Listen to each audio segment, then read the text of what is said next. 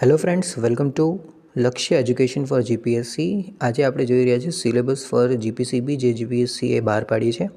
અને આની અંદર પેપર 1 જે દેખાઈ રહ્યો છે તમને એ છે નોન ટેકનિકલ પોર્શન, અને એની અંદર પ્રોપરલી બાયફર્કેશન્સ આપેલું છે કે કયા પોર્શનનું કેટલું વેટેજ રહી શકે છે. સો તમે એ એકોર્ડિંગલી તમારું વેટેજ નક્કી કરી લો કે તમે કયા ડોમેઇનમાં કયા પોર્શનમાં બહુ સ્ટ્રોંગ છો, અને લેસર એફર્ટ સાથે તમે એ માર્ક્સ ગેઇન કરી શકો છો. તો અહીંયા જે તમે 8 નંબરમાં જોઈ રહ્યા છો સામાન્ય બૌદ્ધિક ક્ષમતા કસોટી, એ જેનું 30 માર્કનું વેટેજ છે, એ તમે ડેલી એક ટૉપિકને પ્રેક્ટિસ કરો તો તમારું એ ઇઝી માર્ક્સ સ્કોર થઈ શકે છે. તો એ પ્રેક્ટિસ ઉપર છે. તો તમારા 30 માર્ક અહીંયા કવર થઈ જશે. નીચે 9 નંબરમાં ગુજરાતી માધ્યમ માટે ગુજરાતી વ્યાકરણ છે જે ગુજરાતીમાં રહેશે, 10 માર્કનો વેટેજ છે, અને ઇંગ્લિશ ગ્રામરનું 10 માર્કનો વેટેજ છે. ઓકે, અને ઉપર 30 માર્કનું જે છે એ ટોટલી ફ્રોમ ગુજરાત અને ભારતનું જે પણ ફેસ્ટિવલ છે, કલ્ચર છે, હિસ્ટ્રી છે, એ બધા ઉપર ટૉપિક છે જેના 30 માર્કનો વેટેજ છે. તો એ બહુ વાસ્ટ ટૉપિક છે. તો એના કરતાં બેટર તમે 6 નંબરથી લઈને છે 10 નંબર સુધીનું જે છે એની ઉપર તમે ફોકસ કરી શકો છો અને એને ઇઝીલી માર્ક્સ ગેઇન કરી શકો છો. તો આ હતું તમારું પેપર 1. અને એમાં સિલેબસ 1માં જે તમે જોઈ છો કે પેપર 1માં એ લોકોએ ક્લિયરલી મેન્શન કર્યું છે કે મુદ્દા ક્રમાંક 8થી 10 માટેનો અભ્યાસક્રમ ધોરણ 12 સક્ષમ જ રહેશે. ઓકે, સો બહુ વધારે ગ્રેજ્યુએશન લેવલનું નહીં આવે, તો 12મા ધોરણ સુધીનું જ રહેશે. તો એ લેવલની તમારે તૈયારી કરવાની છે. પછી નીચે જશો તો પેપર 2નું છે જે સિલેબસ, બરાબર, ટેકનિકલ પેપર માટે 200 માર્ક્સ, 200 ક્વેશ્ચન્સ, અને એનું પેપરનું જે મીડિયમ રહેશે એ ઇંગ્લિશમાં રહેશે. હવે આ જે સિલેબસ છે એ એન્વાયરમેન્ટ, સિવિલ અને કેમિકલ ત્રણ માટે સરખું છે, અને આ એક કોમ્બિનેશનનું છે. આની અંદર બધા જ ટૉપિક મેક્ઝિમમ પોર્શન જે જોવા જઈએ તો એ એન્વાયરમેન્ટને બહુ બેનિફિટ કરે, એન્વાયરમેન્ટ એન્જિનિયર્સને બહુ જ બેનિફિટ કરે એવો ટૉપિક્સ છે અંદર. સો ફર્સ્ટ ટૉપિક તમારા છે એ provision in constitution of India and international convention and treaties related to environment. જેટલા પણ અત્યાર સુધીમાં ફોરેનમાં કે ઇન્ડિયામાં જેટલા પણ થયા છે એ રિગાર્ડિંગ બધા ટૉપિક્સ એની અંદર કવર થાય છે. સેકન્ડ છે ગ્લોબલ એન્વાયરમેન્ટલ ઇશ્યુઝ, જે આપણે એન્વાયરમેન્ટલ સાયન્સમાં ફર્સ્ટ સેમમાં, સેકન્ડ સેમમાં ભણતા આવ્યા છે. તો એ બધા ગ્લોબલ એન્વાયરમેન્ટલ ઇશ્યુઝ છે, એ વાંચવાનું છે.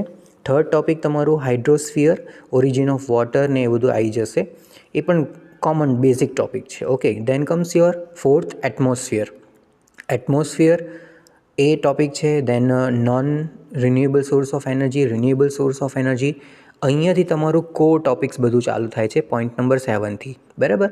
Water pollution and its control, જેની અંદર સ્ટાન્ડર્ડ્સ ને નોર્મ્સ, ડ્રિંકિંગ વોટરના કયા સ્ટાન્ડર્ડ્સ છે, ડોમેસ્ટિક અને ઇન્ડસ્ટ્રીયલ એફ્લુએન્ટના કયા સ્ટાન્ડર્ડ્સ છે, એ તમારે વાંચવું પડશે.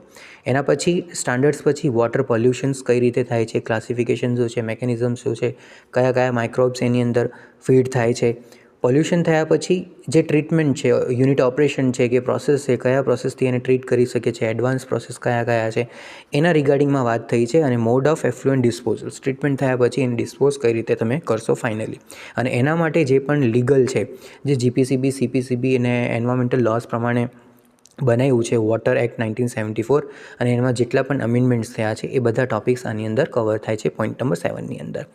7 પછી 8 નંબર છે તમારું air pollution and its control. Air pollution કઈ રીતે થાય છે, એના સ્ટાન્ડર્ડ નોર્મ્સને સીપીસીબી દ્વારા શું રિલીઝ કરવામાં આવ્યું છે, એર પોલ્યુશન એક્ટ શું કહે છે લેજિસ્લેશન પ્રમાણે. દેન એર પોલ્યુશન્સ કયા કારણોસર થાય છે, કઈ રીતે આપણે એને મેજર કરી શકીએ છીએ, કયા કયા ટાઈપ્સના પોલ્યુટન્ટ્સ હોય છે, એને કંટ્રોલ કરવા માટે કયા ડિવાઇસીસ હોય છે, એનું પ્રિન્સિપલ, ડિઝાઇન, એડિક્વેસી શું છે, એ બધું આ એર પોલ્યુશન એન્ડ ઇટ્સ કંટ્રોલની ટૉપિક્સની અંદર આવી જાય છે, અને એના કંટ્રોલિંગ મેજર્સને બધું જ આવી જાય છે. ઓકે, એના પછી લેજિસ્લેશન્સ. 9th પોઈન્ટ છે same air pollution and its control. 10th point છે તમારું હેઝાર્ડિયસ વેસ્ટ મેનેજમેન્ટ, જેની અંદર બધું જ આવી જશે કે કયા કયા ટાઈપને આપણે હેઝાર્ડિયસ વેસ્ટ ગણીએ છીએ અને એને કઈ રીતે મેનેજ કરીશું, એનો ડિસ્પોઝલ કઈ રીતે થઈ શકે છે, એને ટ્રીટમેન્ટ કઈ રીતે કરી શકીએ છીએ, કયા કયા પ્રોસેસીસ છે એને, બરાબર. અને એના માટે જેટલા પણ એન્વાયરમેન્ટલ લોઝ બનાવવામાં આવ્યું છે કે હેઝાર્ડિયસ છે, અને other waste and transboundary movement rules 2016, it's amendments, biomedical waste management rules, then E waste છે, બેટરી વેસ્ટ છે, બરાબર. તો એ બધા જેટલા પણ એન્વાયરમેન્ટલ લોઝના જેટલા પણ લેજિસ્લેશન્સ બનાવ્યા છે, જેટલા રૂલ્સને એ બધું બનાવ્યું છે, એ તમારે અહીંયા વાંચવું પડશે. સોલિડ વેસ્ટ મેનેજમેન્ટ સેમ એ રીતે જ છે. અને એના પછી અધર એન્વાયરમેન્ટલ લેજિસ્લેશન્સ, પીએલઆઈ શું હોય છે, એનજીટી શું છે, બરાબર. દેન EPA એક્ટ શું છે, ઇટ્સ અમેન્ડમેન્ટ્સ કયા કયા છે, જન વિશ્વાસ અમેન્ડમેન્ટ એક્ટ શું છે, તો એ બધું તમારે જોવું પડશે. CRZ શું છે, EIAમાં શું થાય છે, EIA કોને કહેવાય છે, કેટલા ચેકલિસ્ટ હોય છે, એના બધા જે રિપોર્ટ્સ આપણે પ્રિપેરેશન કરીએ છીએ તો એમાં રિપોર્ટ્સ પ્રિપેર કરતી વખતે કન્સેપ્ટ્સ, મેથોડોલોજી, સ્ક્રીનિંગ, સ્કોપિંગ ને બધું શું થાય છે એ બધું તમારે વાંચવું પડશે, બહુ ડિટેલમાં છે. તો આ અત્યાર સુધી તમે જે પણ જોયું છે એ તમે ટોટલી એન્વાયરમેન્ટ રિગાર્ડિંગ છે. 13 પોઈન્ટ છે એ પણ એન્વાયરમેન્ટ છે. આ જે 15 નંબરનું છે chemical unit operation and process, A chemical base છે, તો કેમિકલવાળા આ સેક્ટરમાં બહુ સ્ટ્રોંગ હશે. એના પછી 16 નંબર છે માસ ટ્રાન્સફર ઓપરેશન્સ, તો આની અંદર પણ આ ટોટલી કેમિકલ બેઝ છે. તો સિવિલવાળા માટે થોડુંક અઘરું પડશે આ ટોપિકને કવર કરતાં, પણ છતાંય તમે એકવાર વાંચો તો તમને કદાચ એ લેવલ પર ખબર પડી જશે, એટલું થઈ જશે, બરાબર. દેન 17 છે basics of operational health and safety.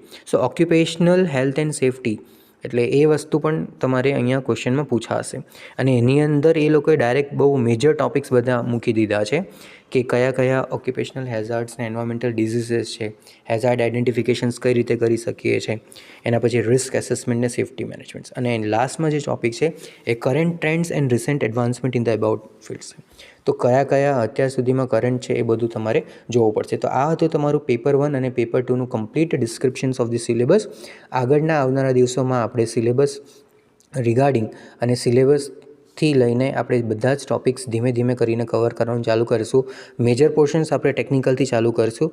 સો તમે આ ચેનલ પર નવા હો તો ચેનલને પ્લીઝ સબસ્ક્રાઈબ કરી લેજો.